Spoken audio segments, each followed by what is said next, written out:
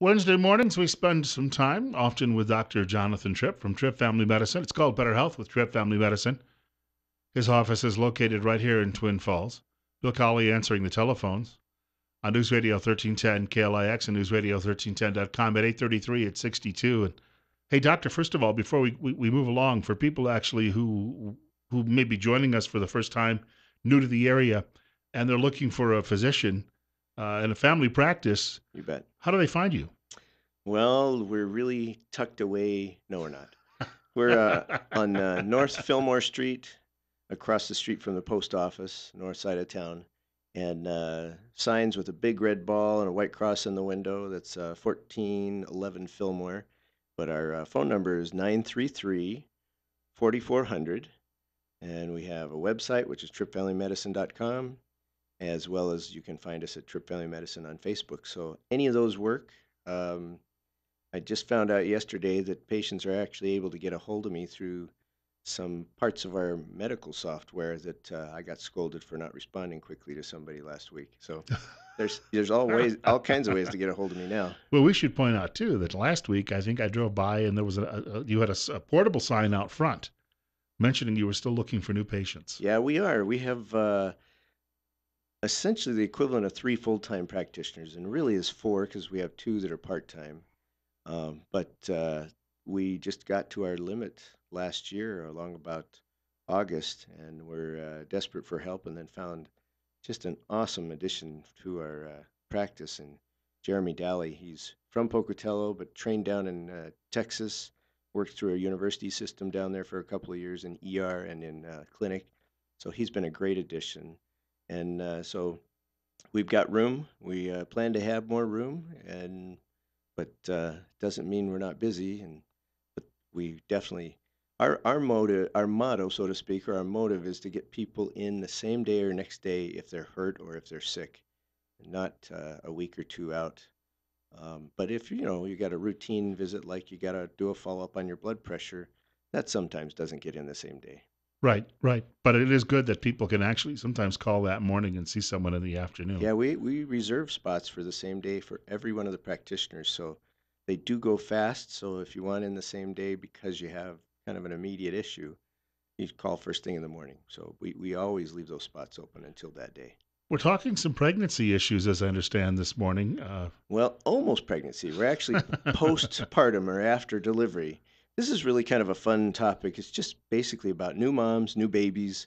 What do I do now? And I cannot cover all the possibilities, but I thought we'd hit on a few things, and I've got some tips, even from some come from medical studies, but others come from my wife's experience, and she taught me, and I've taught a lot of patients some things as simple as how do you take care of a kiddo with in diapers with diarrhea and save that skin on their bottom from getting torn to pieces. So we got some ideas, and let me throw out some of the others. We're going to talk a little bit about postpartum depression, Mhm. what to look for, why it's good to treat. One of the other questions, that often comes to me is why am I losing all my hair now that I'm 6 weeks after delivering my baby?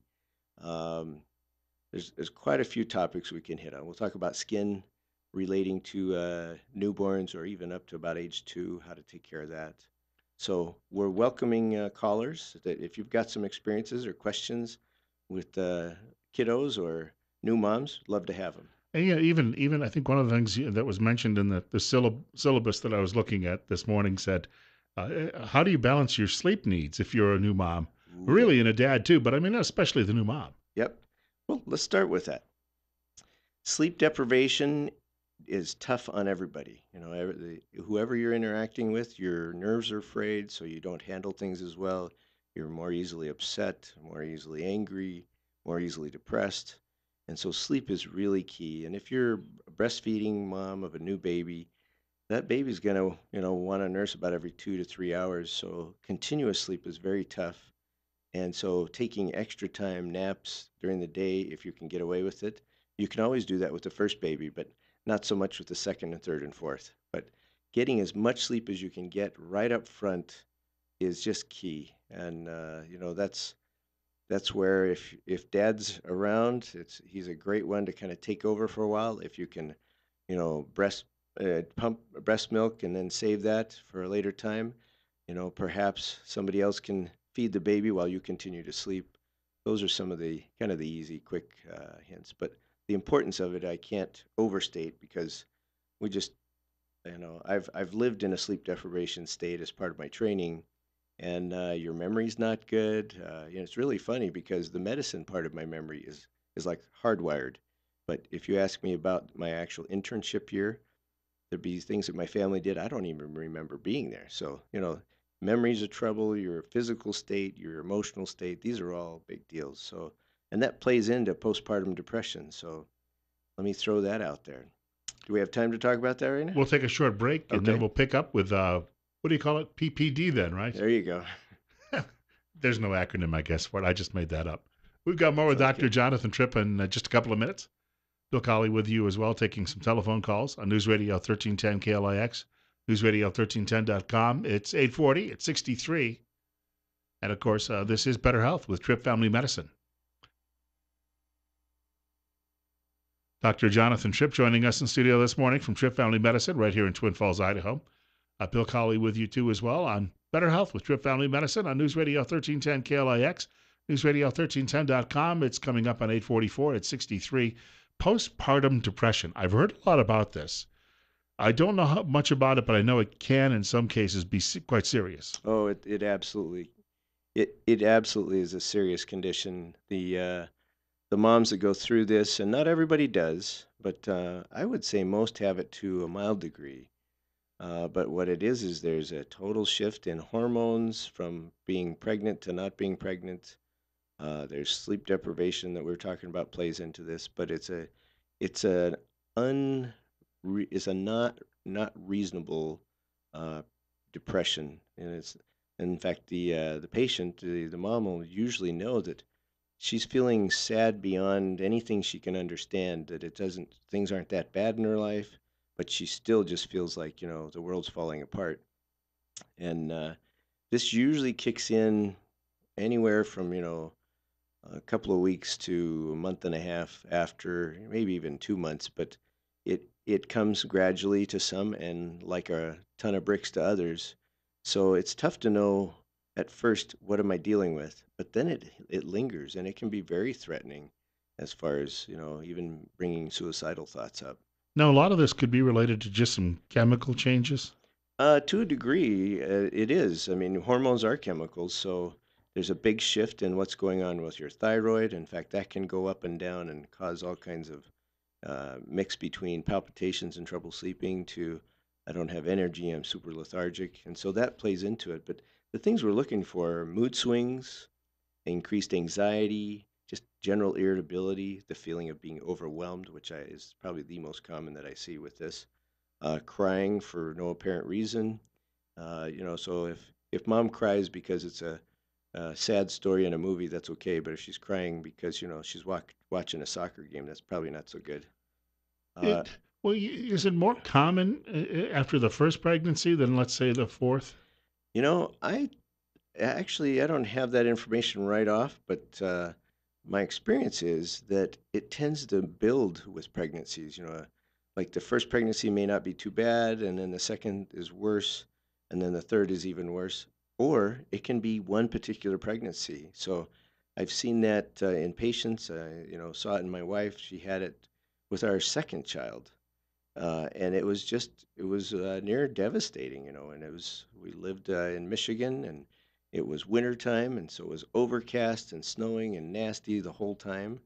And when summer finally came, about the middle of May, the clouds cleared, and so did her postpartum depression. It was very tough, and so I've got some ideas from personal experience of some non-prescription medicines. They're not really medicines; they're amino acids and some vitamins, even some herbal type stuff that are safe in breastfeeding.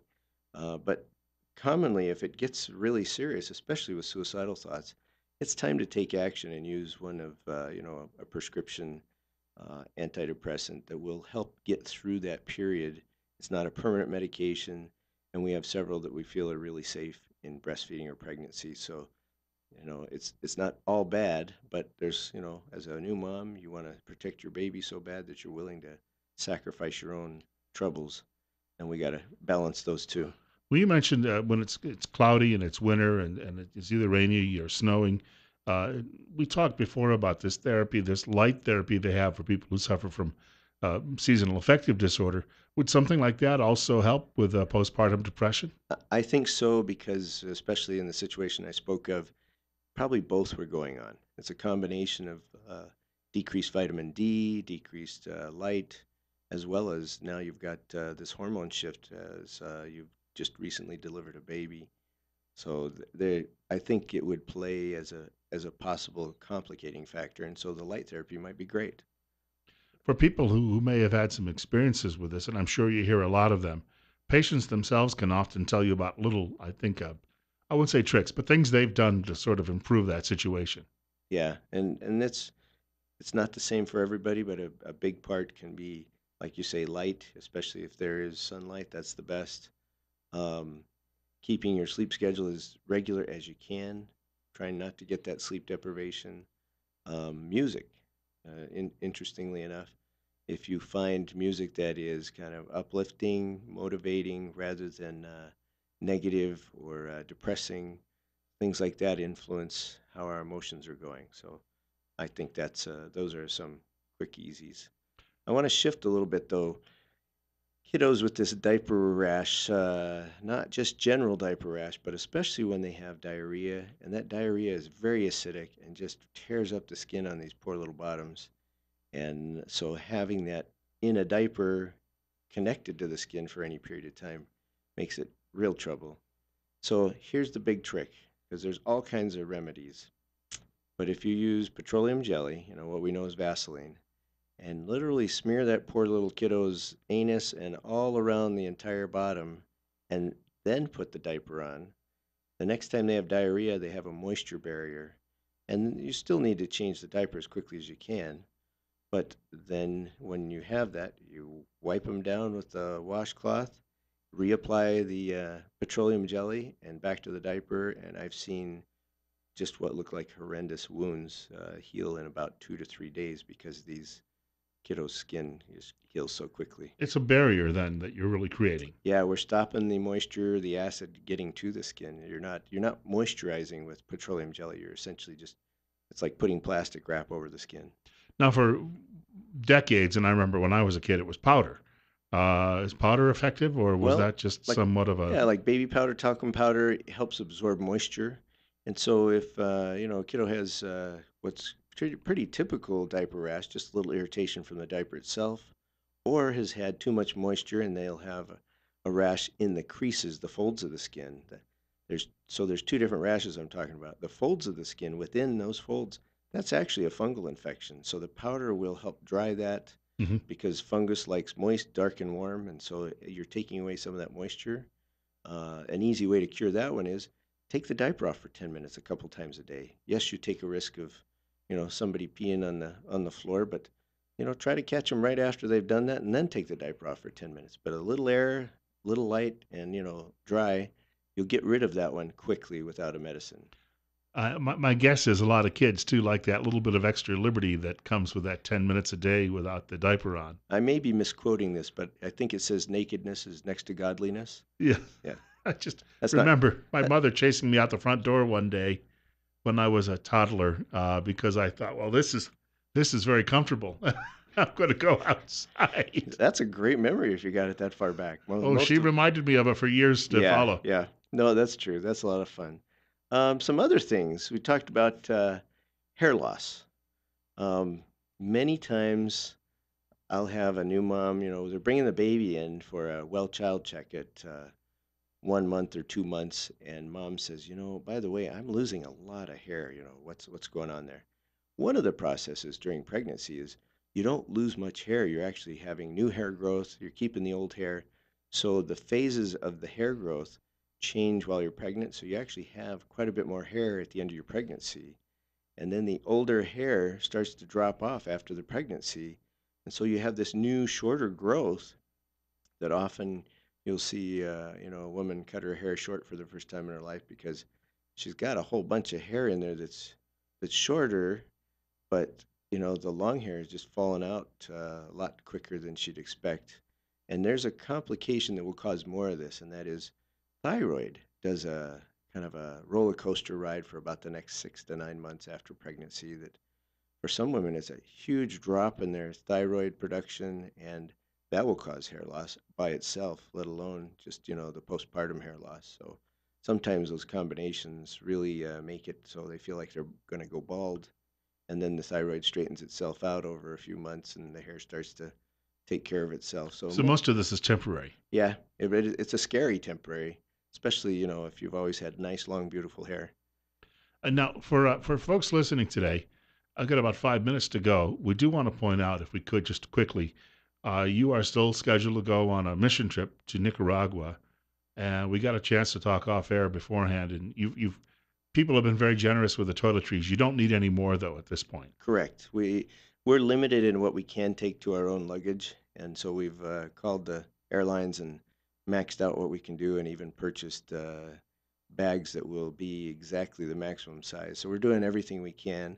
What's interesting is we've had great community response. So I appreciate everybody that's been willing to bring things and donate. That's been wonderful, and it's really fun. We even had a gentleman come in last week that says, can you take soccer balls, deflated soccer balls down? We'd love to do that. And so, you know, we got to have our own hand pump, but that's something everybody can play. So that's the kind of thing we're trying to take some of those. And then the group that's actually down there already feeds once a week, feeds about 200 kids that literally live at a dump. And so they're usually bringing any container they can find, whether it's, even a piece of cardboard to get whatever rice or whatever they're feeding them.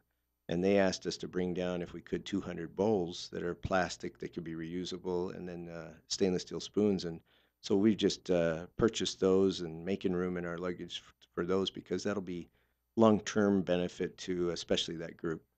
You could go to a Costco or a Walmart and find a lot of those type of items, right? The dishes, and they'd be fairly inexpensive, I would imagine. Yeah, and I'm not asking for donation at this point because we've already purchased them, and done that through a restaurant supply chain that helps us get all the same, so nobody's fighting over who has the best bowl. And again, this is something I guess you would encourage other people to get involved with if they could. I mean, we talked a little bit about the benefits that happen for people who are actually doing mission work. Is sometimes it's one of those things that for the rest of your life you walk around with at least a little bit of a lift yourself from the altruism. Yeah, it's a very eye-opening experience. We have our own struggles, whether they're, it's work related or house, or the lawn isn't growing in right, whatever that is. I'm using my own experience there. Um, but when we find out that people literally can't get rice, they can't get milk, they can't get ketchup, you know, or the ketchup costs them as much as they make in a month. That's that's a big change in your perspective. And so it's not that we're trying to, save the world in one fell swoop. It's actually working with a group that is there and is identifying needs within that community. A big part of what we're going to do is help build houses. I'll be doing a kind of a clinic for a couple of days, so I will be doing some medicine, but for the most part, we're trying to make changes physically on the ground that will make a difference for their schools, for there's an orphanage there, for the people themselves. Instead of just whatever wood or tin they can put together to create a shack, we're actually building small cinder block houses, and that's part of the long-term plan there with this group that we're going with. So yeah, I'd encourage anybody to do something like this. And we your sons were looking for some work, I know, to help pay for the trip. Did they find enough? They have found quite a bit of work and appreciate it. In fact, they'd take more, but we're going to have to wait till after we come back because they still owe me a little bit of money for this trip. But they've been really good at trying to do their best to pay their part of the way. Well, again, if someone would like to maybe hire them when they come back, can they just call the office? Yeah, the office would be great. 933-4400. And these guys are big teenagers. They're great at cutting limbs and, mowing lawns and washing cars and all that kind of stuff. It gets them in shape for fall sports, is what it It does. does, yeah. Football is coming soon, and they both play. Great game. Well, we want to wish you good luck on the trip, and I hope when you come back, maybe we can take a special day where you can just come in and talk about the trip. That'd be Aside fantastic. from, we'll do the regular show on a Wednesday, but Yeah, maybe we can schedule another day where you can come in and we can spend some time and just you can share what your experience was, what you happened to see. I'd be happy to do that. I really think this is going to be a big change for my family, including me. So I'll be reminded of what things are like outside of the U.S. Want to thank you for coming by today and wish you a very, very safe trip. Thank you. Dr. Jonathan Tripp from Tripp Family Medicine with us this morning. Coming up on 9 o'clock news in just a moment, also Kelton Hatch from Idaho Fish and Game will join us for a few minutes just after the news. He's talking about an event that's coming up on the calendar, I think, tonight, and that if you're a sportsman, you might need to know a little bit about, and details on that in just a short while.